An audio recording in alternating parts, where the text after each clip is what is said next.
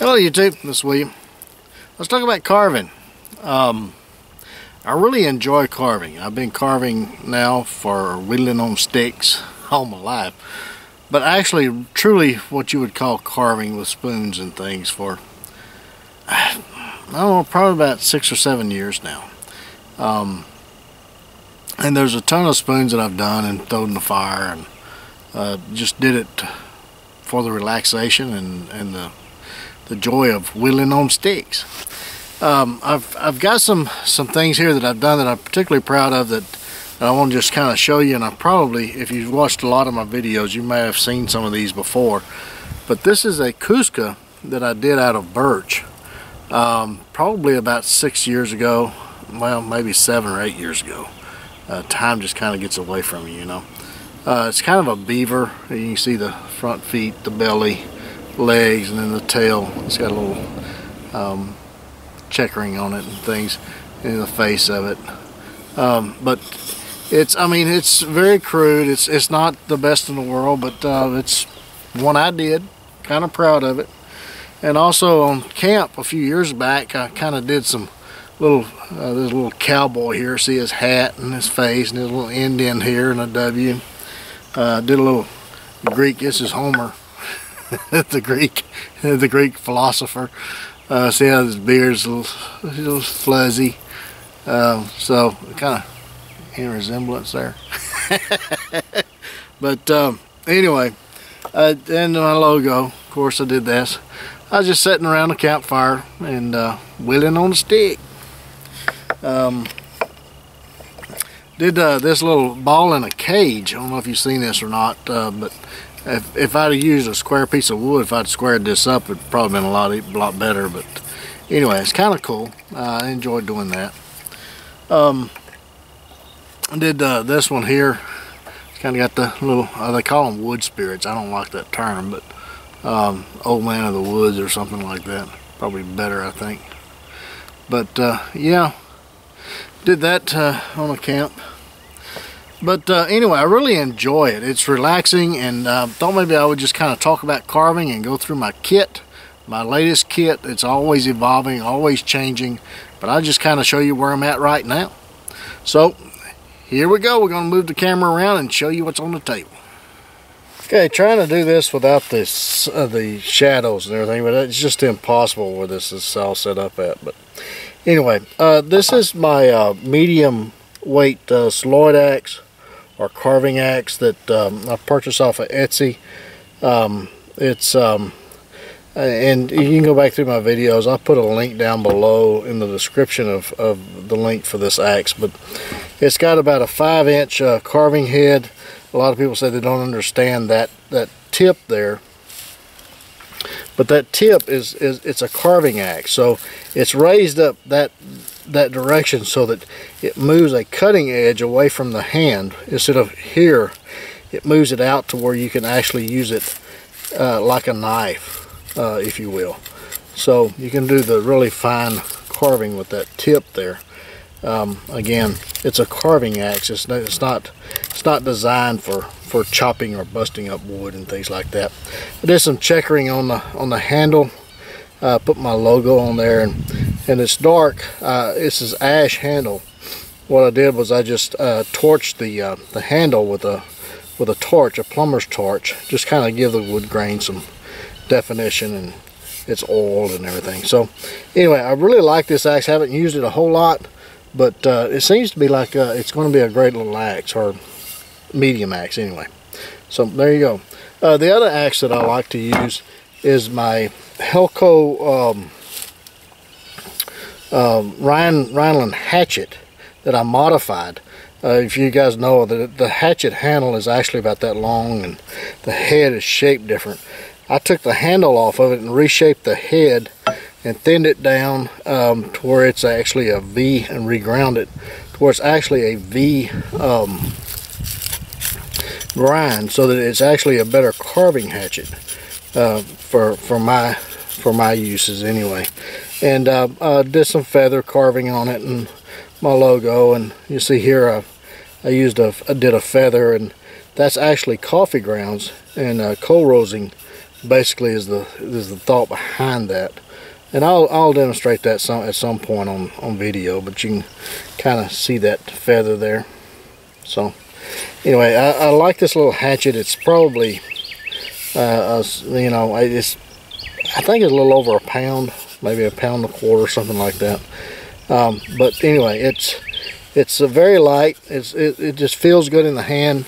It'll be great for putting in a haversack or something and going out carving. I've also got one more ordered from the same people who in the Ukraine that did my medium carving axe. I've got their small one ordered, and it's a little over a pound. I think the handle is about that long to there. It's a very small one. I'm kind of anxious to see what that one's like. But here is my my carving set, and it's in a tool roll, and I got this tool roll off of Etsy as well. And if you go and look at my last video, I'll show the link on there where you can get it. It's a Red Cloud Collectives is what the name of the shop is. It's just a waxed canvas tool roll. But I made me a little Sloyd knife, and it's in 01 tool steel, 3/32 01 tool steel. Has a Scandi grind on it.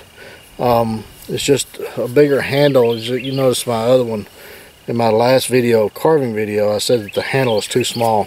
So I made one that's got a little bit larger handle, and haven't used it that much, so I really can't talk too much about it, but other than it's new. This is a hook knife that I made several years ago, and it's proven to be a very, very good tool. Is it the best one I've ever used? No. I've got more that I've ordered that I think is going to be better. But anyway, right now that's the one I've got in the kit. This is an awl that I made out of a triangle file several years ago, and it's just got some wood cover on it. It's got an ash handle that's been toasted and oiled up. This is a draw knife that I made out of 01 tool steel several years ago, again, and I just now put some handles on it. It's actually a very good little draw knife. Blade on it's about 3.5 inches or so, but little just toasted red oak handles, oil, and it just, I think it's going to be a great little draw knife. It fits right in that pouch very well, and I need to do a better handle on it, but right now that leather does good. It's actually is good for that as well, because it's you can use it for a knee pad if you needed to. I have a little coal roasting knife here. It's made out of A2 steel, just a flat sheep's foot style blade. And it's just a coil handle, and it's just a little carving knife, and I've used it quite a bit, and I just love this little knife. It's very light. It's just comfortable to use. I just like the way this knife feels in the hand. Got a little small sheath there to put that in. I have the V tool from FlexCut in there, and I use that a lot in carving. And I have a Swiss made I can't pronounce the name of it, but it's just a scorp or a bent scorp. It's the 8L16. Anyway, it's the field file or something like that. And I've used it not much at all. I'm really not versed in it yet, how that works, so I really can't say much about that. And I also have in this pouch as well, if I can get to it easy enough, it's just a pair of needle nose vice grips. You always use those in a tool kit. That always comes in handy. Inside this pouch here, I've got several items, and I got a four-wheeler coming course, they don't do that until you get the video camera going.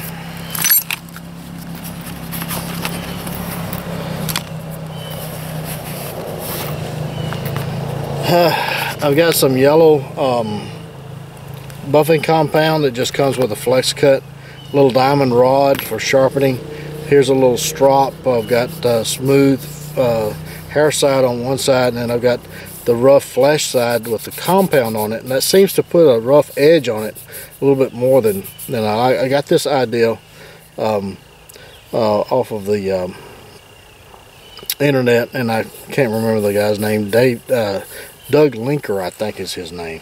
He does a lot of the little figurine carving, and he suggested that, and I tried that. It actually works very well. Band-aids, of course, a little bit of sandpaper, a pencil. I don't use a pencil that much. I prefer to do it by eye because that way you actually go with what the wood provides you instead of trying to force nature to your will. Then you kind of let nature take its course type thing. More sandpaper, a little bit heavier grit. Cabinet scraper. I've done some little modifications to it so that I can get in the bowls and things. A little drill and auger type thing, this I'm gonna have to show you this at one time. It's actually a piece of hollow tube that you can tap into trees and stuff and get the sap from it, and that's what this does. This goes into the tree, and you can put this in the tree and let the sap drain out of it.